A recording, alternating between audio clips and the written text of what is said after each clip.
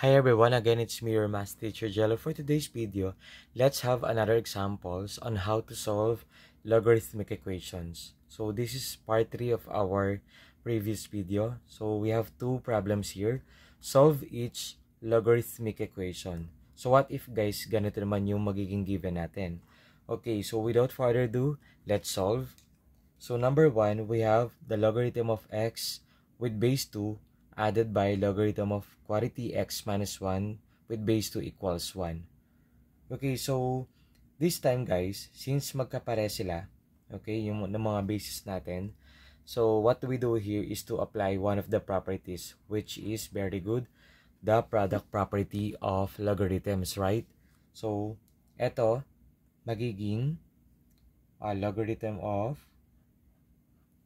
yan x times, of course, the quantity of x minus 1 with base 2 equals 1. Okay? So, this time, ang gagawin naman natin ay express in exponential form. Okay? So, 2 raised to 1, right? So, pwedeng ganito, guys. So, 2 raised to 1 equals, eto, x times the quantity of x minus 1. Okay, let's simplify. What is 2 raised to 1? Of course, the answer is 2. Okay. And then x times x squared. X times negative 1 is negative x. Okay, so dito magka-come up tayo ng quadratic equation, right? So, we have x squared minus x. Copy nyo lang yan. And then si positive 2 equals, duman tayo na equal symbol, it will become negative 2, right? And then this is now equal to 0. Okay, so we come up with quadratic equation. So what do we do para masolve natin yung mga roots nito? Okay, so we will be using factoring, right? So how do we factor? So I hope naman na may knowledge na kayo doon. So this becomes x minus 2 and then x plus 1, okay, equals 0. So we have x minus 2 equals 0 and then x plus 1 equals 0. So negative 2 magiging x equals positive 2 and then positive 1 magiging x equals negative 1. Okay. So, take note that x must be greater than 1. Okay. In this case, i-reject natin si x equals negative 1. Okay? So, hindi siya po pwede. So, the value only is x equals 2. Right? Okay. So, hindi ko na ipapakita kung paano natin i-prove na equal to 1 siya. Okay, so, ang value ng x lang natin dito ay 2. Okay, next example. So, the logarithm of 2x plus 3 minus the logarithm of x equals 3. So, guys, dito, kung mapapansin natin, we don't have base, right? Okay, this example falls under, very good, the common logarithms. Kapag wala tayong nakitang base dyan, understood we have base 10 here. Okay, so write it as single logarithm muna. Okay, so this becomes, yan, the logarithm of, since minus to guys, right? So, we will be using or applying the, very good, the quotient property. Okay, this will be your numerator and denominator. Okay, so 2x plus 3 over x equals 3, right? So, nasundan ba ako guys? And then, ang susunod na gagawin natin, since we don't have base here, so common logarithm siya, so, pero may 10 tayo dyan. Okay, express in exponential form. Okay, So since the base is 10, so 10 raised to 3 equals this thing. So 2x plus 3 over x. Okay, so let's simplify. What is 10 cube? That is equal to 1,000. Okay, equals 2x plus 3 over x. So now let's simplify.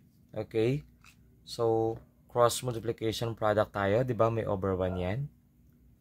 Okay, so ito 2x plus 3 times 1. Of course, the answer is 2x plus 3 equals 1,000 times x is equal to 1,000x. Okay, solving for x, of course, let's combine 2x and then positive 1,000x, ilipat natin sa kabila, it will become negative 1,000x. Positive 3, lipat sa kabila, it will become negative 3. Okay? So 2x minus 1,000x, it will become, very good, negative 998x equals negative 3. Solving for x, divide all terms by, very good, negative 998. Okay, both sides, no? Okay, nasundan ba ako, guys? So, ganyan lang, kadali. Follow lang natin yung mga steps. So, cancel, cancel. So, negative divided by negative is positive. So, your x is equal to 3 over 998. So, our x value is equal to 3 over 998. So now, how do we check if our answer is correct? So, mali nyo, mali pala yung sagot natin. So, let's prove na equals 3. Okay? Both left and right hand side. So, dapat magiging sagot 3 equals 3. Okay? Or, equal sila. Okay? Let's see, ha? Okay, so mag-checking tayo, guys. Pakita natin.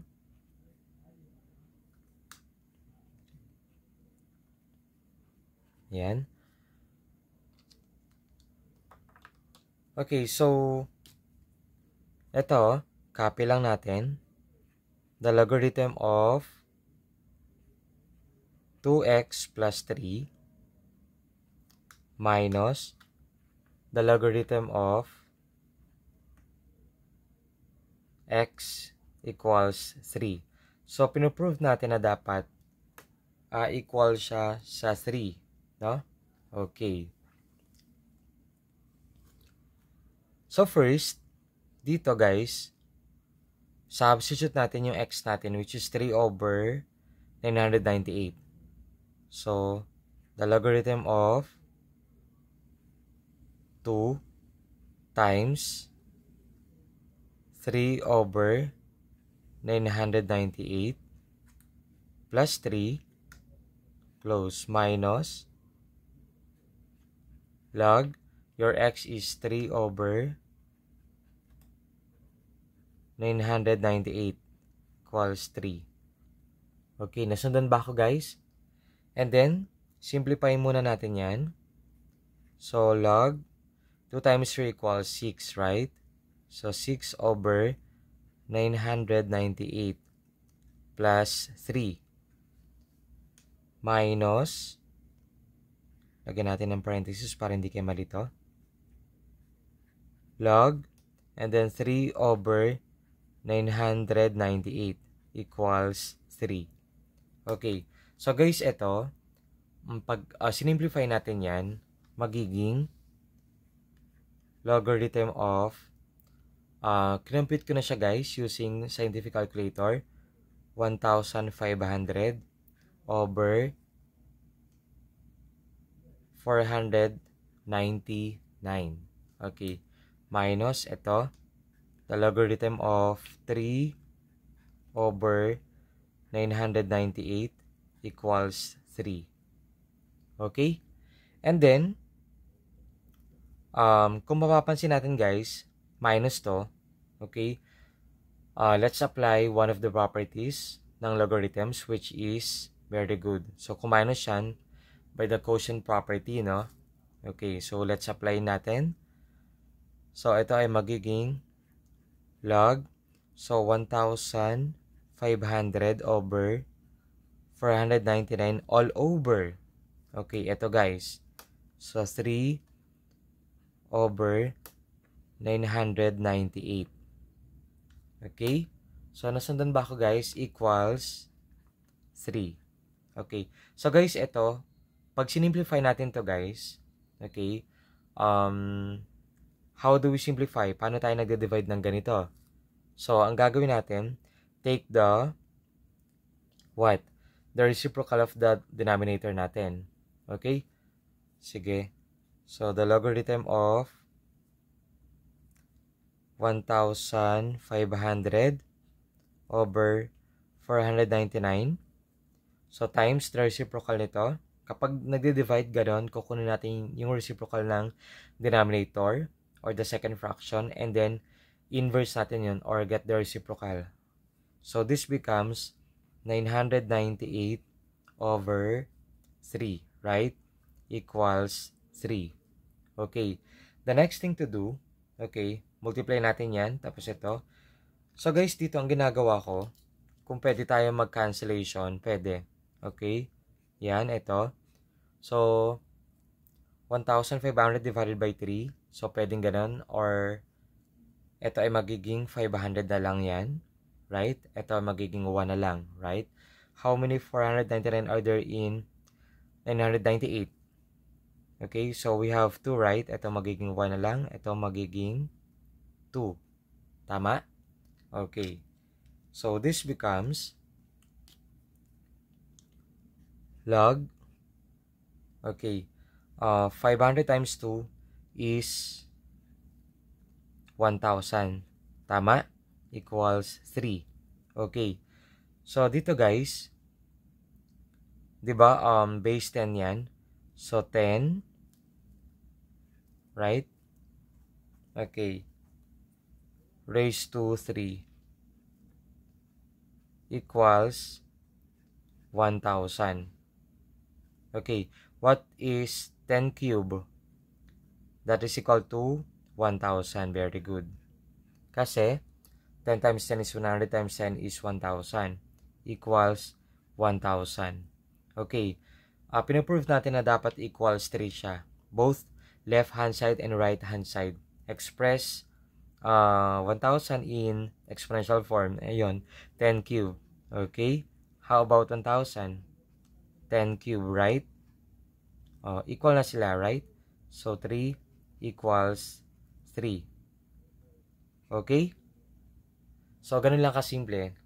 Okay, akala natin mahirap, pero pagka nasundan nyo yung process, okay, and by applying the different properties ng logarithms, masasolve natin yan. Okay?